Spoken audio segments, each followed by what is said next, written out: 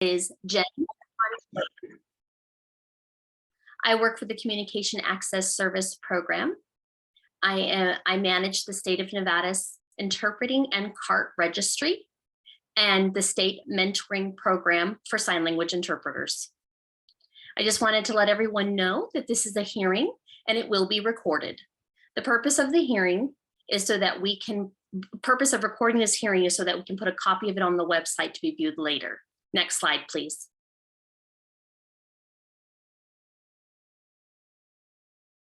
Before we go ahead and begin this afternoon, I just wanted to go through the logistics of using Zoom for this hearing, just to make sure that your mic is currently muted. In addition, your camera is turned off.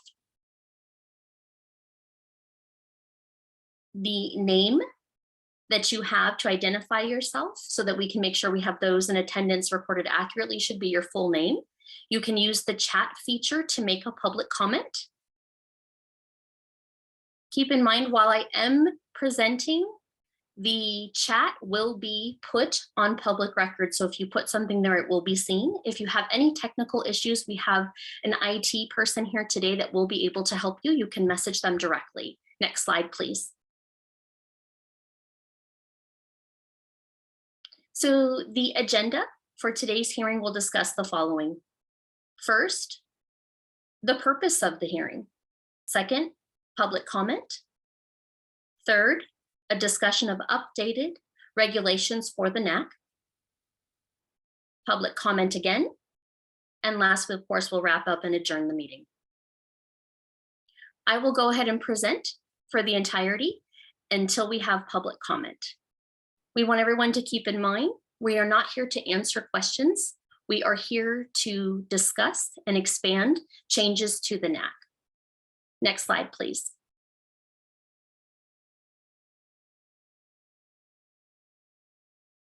So just to give a brief overview of what the process is for a hearing. In Nevada, a hearing is given so that new or updated regulations can be officially read into the record. So it gives you the changes that are going to be made. We will also have public comment for those who want to make statements about what you think about the changes that will be made. I am not able to respond to your public comment. I will go ahead and make note of everything that's brought to our attention. Next slide, please.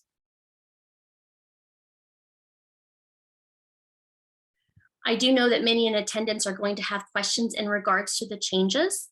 So we will be hosting a Q&A later this year, October 12th, from 4 to 6 p.m. in the evening. And you can certainly attend and be able to ask as many questions as you'd like, and we can answer and we can have a discussion at that time. Some of you may be concerned about these changes and how do they impact the registry. And that being said, the interpreter registry requirements will not begin until August 1st of 2023, which is next year. So after August 1st of 2023, we will have a 5-year transition for you to meet the new requirements that will be set forth. If you come to the question and answer, the Q&A meeting, it will not be recorded and it will not be put up on the website. It will be just a question and answer brainstorming session where we can make exchanges. Next slide, please. If you would like to make a public comment this afternoon, please go ahead and click the icon at the bottom of your Zoom screen that says reaction. It has a circle with a little smiley face. Click on that and raise your hand and wait a few minutes because we will, of course, call on everyone in order. I'll call you by name so that you can then make your comment. You can turn your camera on. We have somebody here that will spotlight you, one of our tech people that will do that. And we do have sign language interpreters that are here today. I know you can't see them right now, but they're definitely here.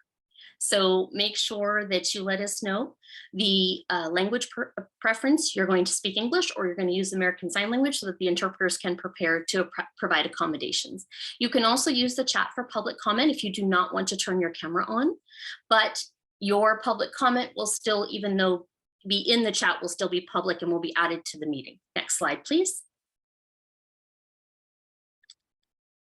And if we could stop sharing the screen at this point and turn off the PowerPoint.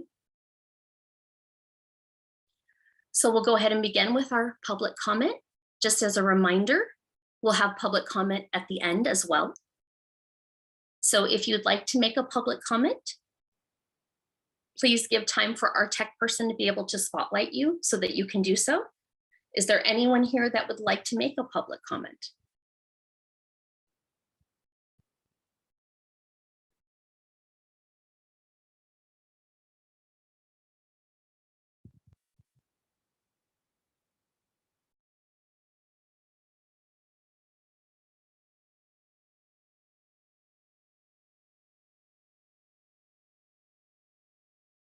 I do not see anyone that wants to make a public comment at this time. I'm just going to double check that real quick.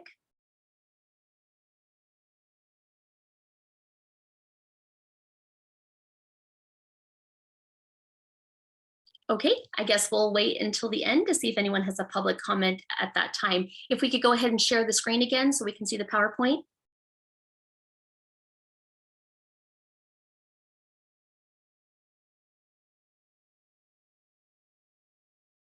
Next slide, please.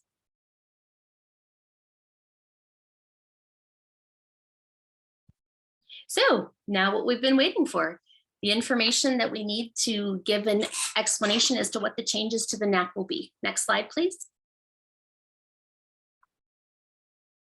We'll go ahead and start with our community interpreters.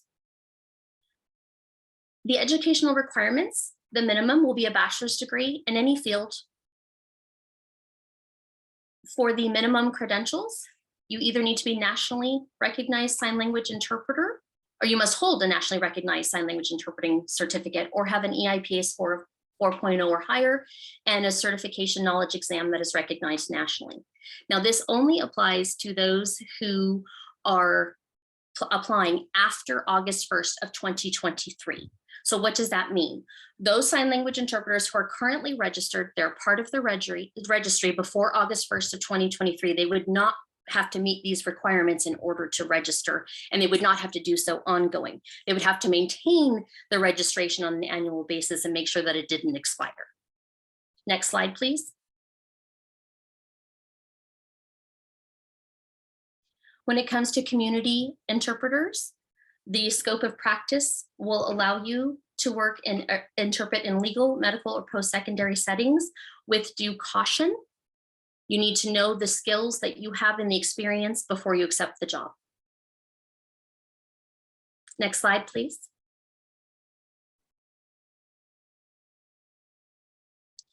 Registration renewal for community interpreters. We have two changes: to maintain certification or to have participation in at least 20 hours of approved professional development every year. All renewals will be on August 1st of every year. Next slide, please.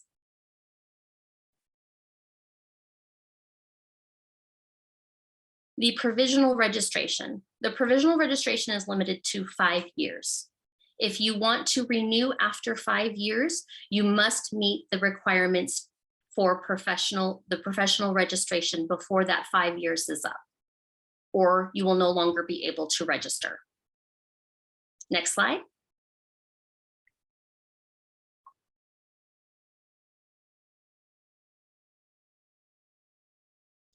For provisional community interpreters, that's limited to 5 years, the minimum education requirement is an associate's degree in any field.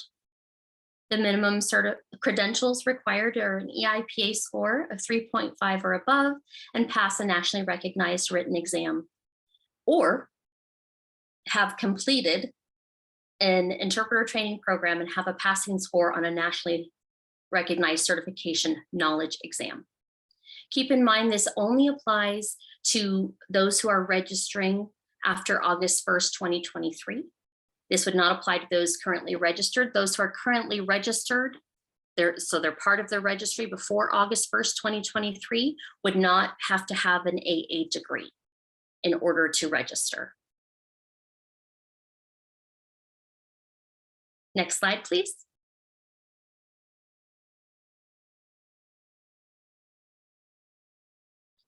When it comes to the provisional community interpreters, the scope of practice allows you to work in medical, post-secondary, or educational settings with the understanding that there would be due caution to know that your skills and experience are appropriate for the job. When it comes to legal, provisional community interpreters would not be allowed to interpret in those settings. Next slide, please.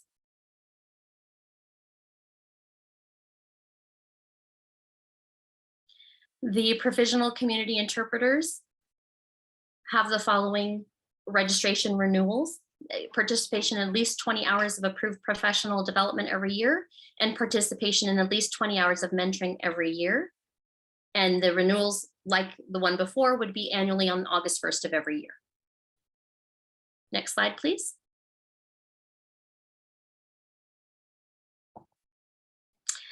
And now we'll be moving on to our educational interpreters. For our educational interpreters, the minimum education would be a bachelor's degree in any field. For minimum credentials, you would need to hold an EIPA 4.0 or higher and a passing score on the EIPA written knowledge test, or a nationally recognized sign language interpreter certification and a passing score on the EIPA written knowledge test. Keep in mind, this only applies to interpreters who would be registering as new interpreters after August 1st of 2023, which means those sign language interpreters who are currently registered, they're already on the registry. They've been on since before August 1st of 2023. They would not need to have a BA degree. They would just continue to stay registered. Now, you do have to keep your registry annually. You have to make sure that it does not expire. Next slide, please.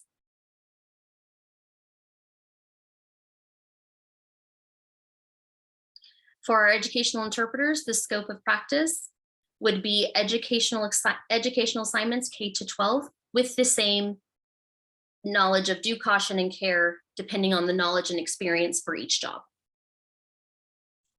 Next slide, please.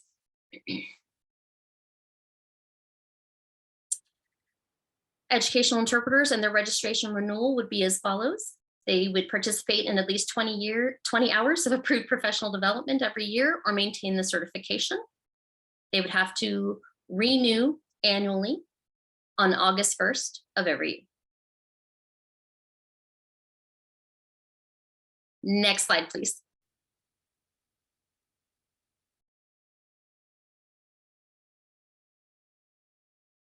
The provisional registration is limited to 5 years.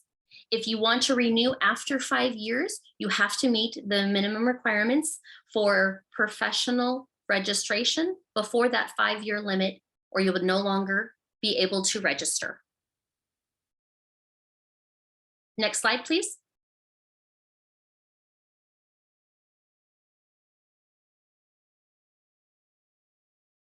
For our provisional educational interpreters, the minimum education would be an associate's degree in any field. The minimum credentials required would be an EIPA score of 3.5 or above and a passing score on the EIPA written knowledge test. Again, this is for those who are new applicants. They are registering after August 1st of 2023. And what does that mean? Again, interpreters who are already registered in the state of Nevada, they've registered before August 1st of 2023, would not be required to have an AA degree in order to maintain their registration. Next slide.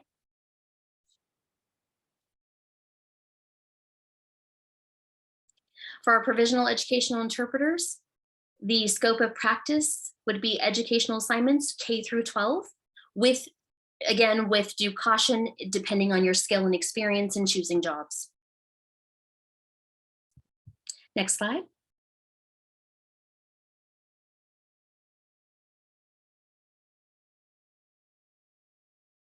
The provisional educational interpreters registration is limited to 5 years.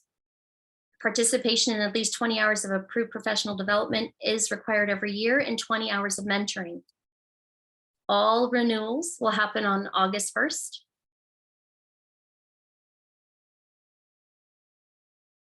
Next slide, please.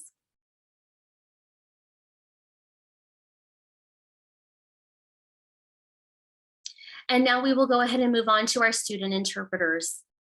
If you just give me a moment, I just need to get a sip of water before I keep going to the next category.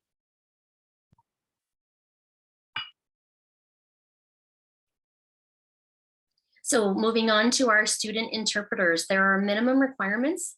They must be at least 18 years of age, have a high school diploma or a GED, and be currently enrolled in an ITP course that requires practicum or internship experience. The scope of practice is not to provide interpreting in any medical or legal setting, and they must be supervised at all times by an interpreter that is already registered in the state of Nevada. Registration renewal will expire upon completion of the courses. And they can register again as needed for other programs or courses that may be required to continue as a student in an ITP. Next slide, please. And now we're going to go ahead and discuss our CART providers. The minimum education requirement will be a high school diploma or a GED.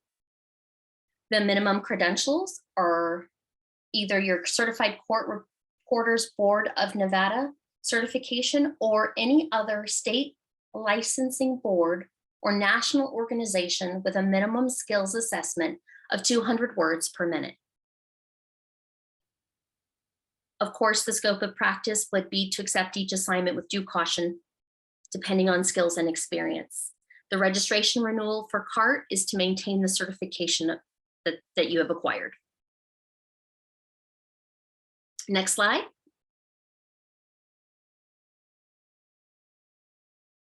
So now we're going to go ahead and talk about our nationally recognized sign language interpreter or transliterator certifications and what that means. So first and foremost, the organization that issues the certification prescribes a process by which a person may submit a grievance against a holder of certification, and they have continuing education. A person must achieve a passing score on a knowledge exam. So the old law stated that you could only have an RID certification, but the changes here that are listed will not limit this to just being RID certification, but rather open it up to other organizations that meet these requirements. Next slide, please. We are going to go ahead and explain what an approved interpreter training program looks like. First off, an ITP has to be offered by an accredited college or university, and the students are required to provide interpreting service in the field under supervision, so an internship or practicum course. Next slide, please.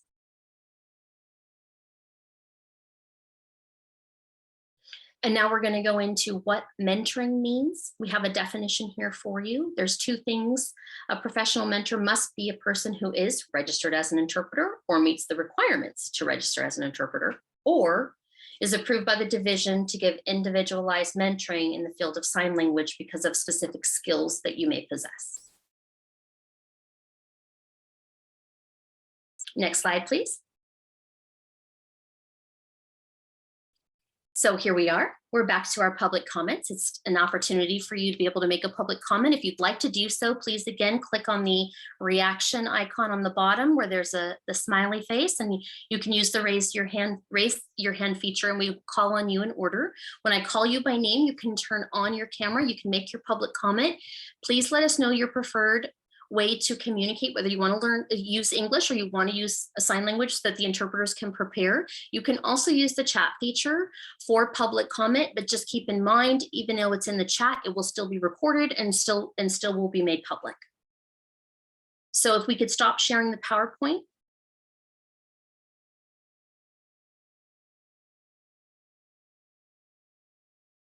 Okay, so we'll go ahead and begin. Is there anyone that would like to make a public comment?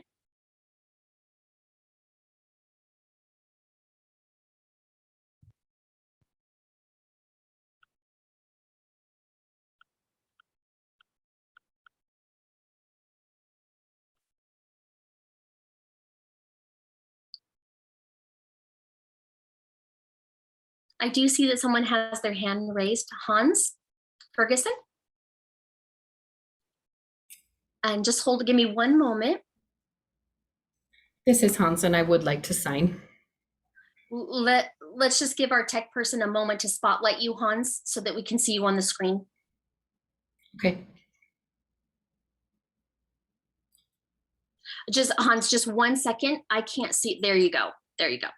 Okay. Okay. Am I good now? Yes. Go ahead, Hans. You're going to sign, correct? Excellent. Go right ahead. Yes. So I think that it's silly to be adding requirements that are going to reduce the workforce. If we have other people who are moving from out of state and have years, even 20 or 30 years worth of interpreting experience, but may not have a degree, they may still have the proficiency or the credentialing, but they would be precluded from providing services in the state of Nevada. So even in the most elementary of situations. So I'm curious how we can improve the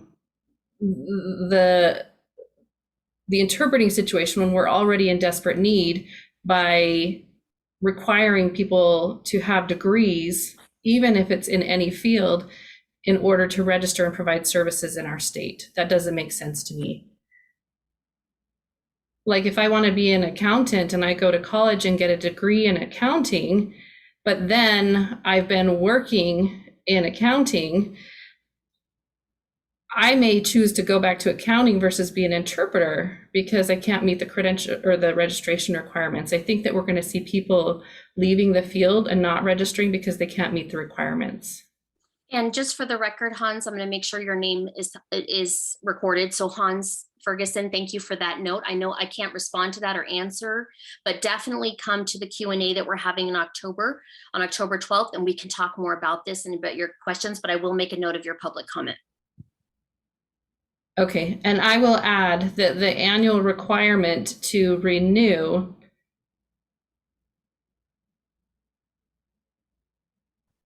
could be problematic if somebody forgets to renew and they've maybe been out of state for a while and they come back and the degree requirement is new. I can just foresee that there are going to be interpreters that will be lost from the field due to this new requirement, and it causes me concern. Absolutely. Absolutely. Thank you for your comment.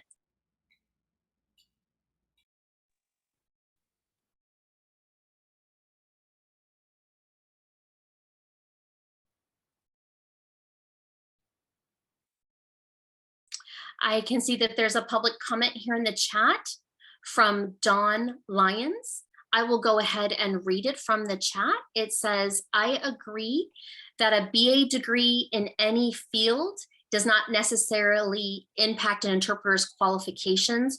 It could create barriers for those who move to Nevada from another state. Thank you for your comment, Dawn. I see there's another comment in the chat. I'll go ahead and read it for Lanye, from Lanye Bixby.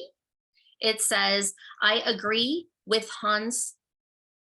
Okay, thank you for your public comment, Lanye.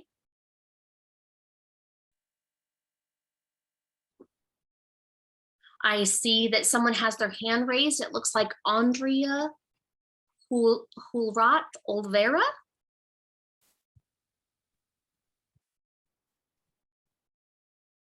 Just give us a minute. We're going to spotlight you. So we need our tech support to just be able to get to you real quick.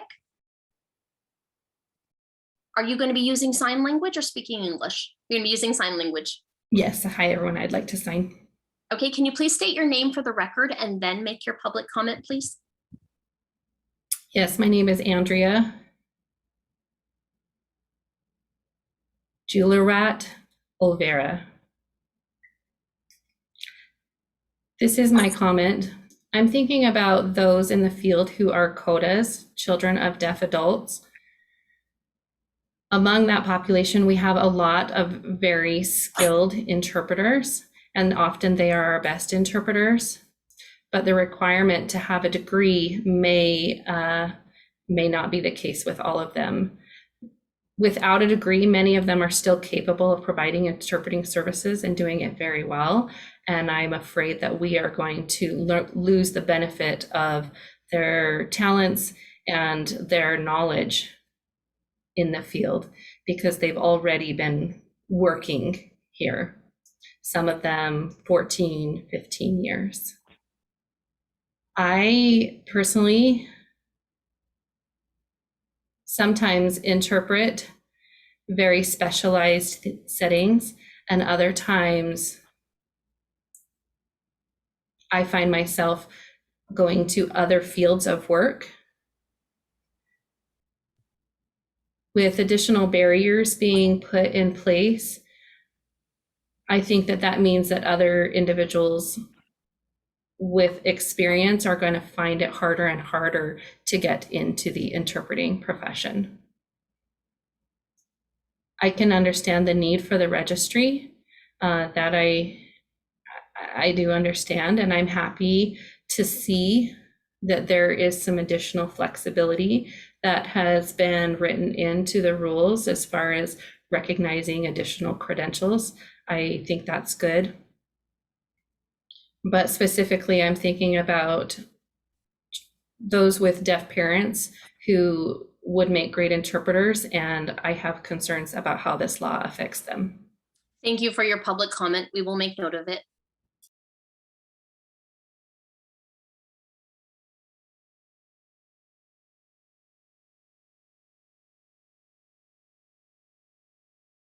I see that the next hand raised is Laura Fink. You can go ahead and turn your camera on. Just give us a minute to spotlight you. Will you be signing using American Sign Language today, Laura? Okay, thank you. Yes, go ahead I'll sign. and your name for the record and then go ahead with your public comment. Hello, my name is Laura Fink. I'd like to make 2 comments. The first comment, I can see that an annual renewal is going to be required. I'm thinking about the burden that that will place on administration in order for the number of registered interpreters to be renewed every single year. And I'm concerned if there is a plan already in place for that. The second comment I have is about our certified deaf interpreter population. We haven't had any in the state of Nevada for a while, and I know of some who have barriers to getting the CDI, and one of those is the degree. And if we are also going to be requiring a degree to register in the state of Nevada, that's going to be an additional barrier that our deaf individuals wanting to become interpreters are going to face. So I think that that's worth considering the long term. We're already in need of more interpreters and deaf interpreters, but the deaf interpreters are going to have an additional barrier as well. Thank you for your comment, Laura.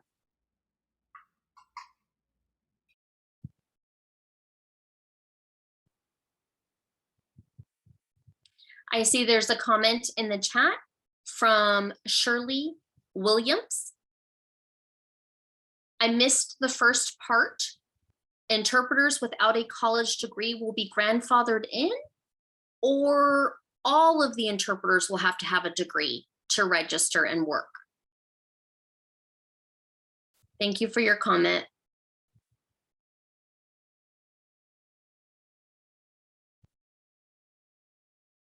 I see another hand raised, Hans Ferguson. Did you want to comment again? Yes, I do want to comment again. I'll wait for the spotlight. And please state your name for the record, Hans, before your public comment. I think my name's at the bottom of my Zoom, but I'll repeat it. It's Hans Ferguson.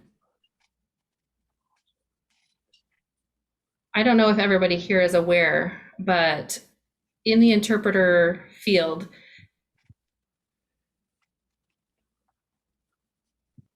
K-12 teachers specifically are lacking. We are having to, in the education field, they are in need of teachers, and they're having to allow people to teach who do not have degrees. So you can imagine that if they are having that kind of problem in the education field, we have something similar happening in our interpreting field.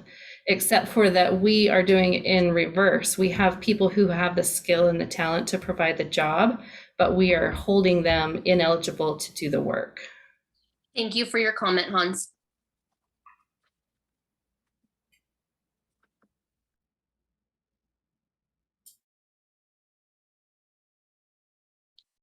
Is there any other public comment?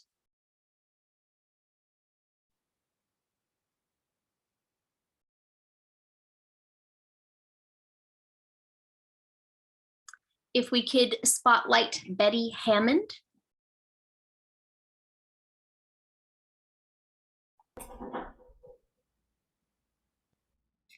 Hello, Betty, I have two concerns. Betty, could you please state your name for the record and then make your public comment, please?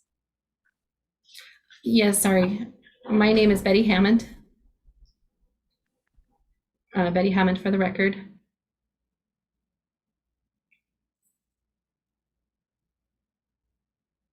I have a concern that we are requiring, oh, excuse me.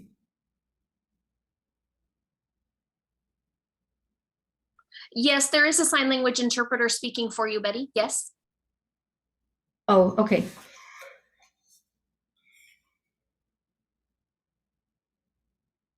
I was recently talking with a gentleman, and The gentleman that just spoke.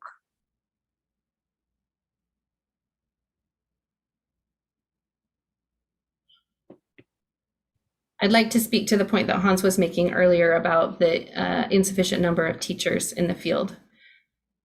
Right now in school districts, they are hiring people without proper credentials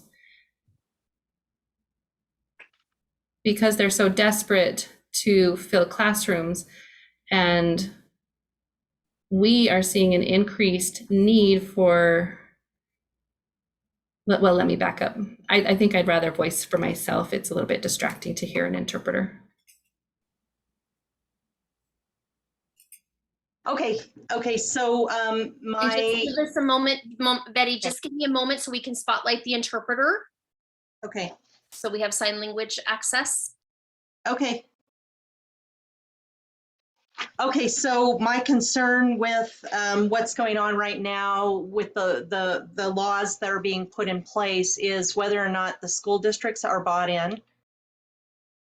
Who's going to pay for the training to get interpreters ready to get into the field? Are we causing a lack of availability by making the requirements so high that there aren't enough interpreters to fulfill what the students need? I noticed in this the long-term possible, effects, the anticipated effects. One of them, it says the adverse effects the ADSD doesn't anticipate adverse negative effects. Somebody's going to have to fill in the gap where what the interpreters leave.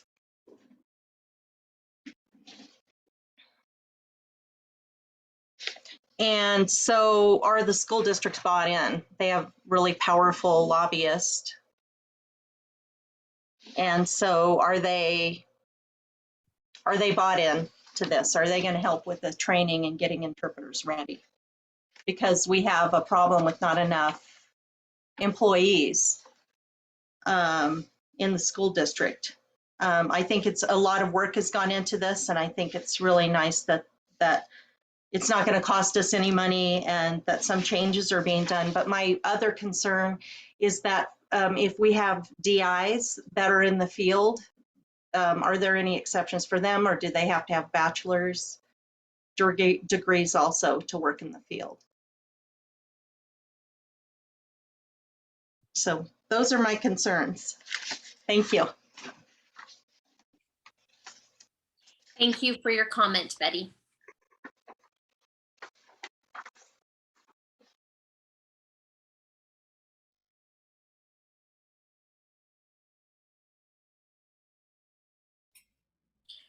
Dawn Duran, if we could spotlight Dawn, please. Please go ahead and state your name and then your public comment for the record, please. Okay, my name is Dawn Duran.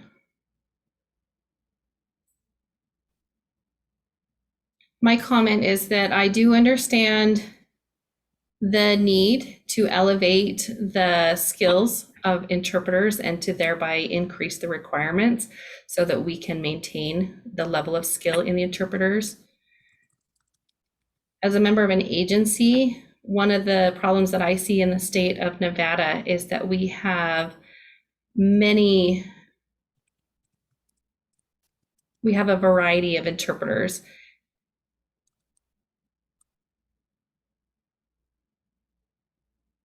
I think more serious than quality is the lack of interpreters that we have. There are simply not enough to go around. And so right now, the agencies are having to recruit interpreters to come in from out of state in order to work. They'll fly in, stay for about a week, and then provide services and fly back to their home states. It's very, very expensive for us to maintain the coverage that we're doing here in the state. We do it, though, in order to meet the needs. So I do support the philosophy and I support the goals wholeheartedly of needing to elevate the skills of the interpreters in the state. We definitely need to prioritize recruiting interpreters, however, and I think that recruiting skilled interpreters should be paramount. Once we've recruited the interpreters, then we can start requiring things that will elevate the skill as well. Thank you for your public comment, Dawn.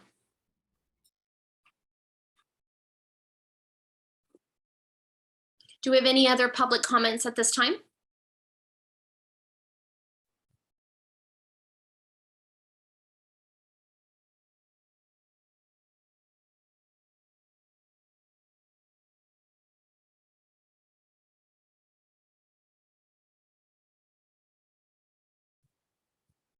Okay, it seems that we have no further public comments at this time.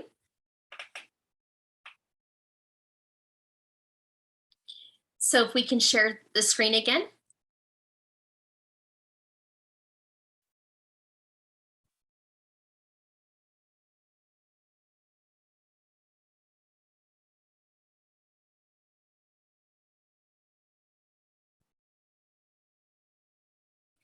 Thank you for your public comments this afternoon. Please keep in mind that we will have a Q&A held later this year on October 12th, 4 to 6 p.m. You are welcome to come to ask us questions. We can answer, have a discussion, have an exchange, and we were open to seeing, hopefully we will see all of you there. Next slide, please.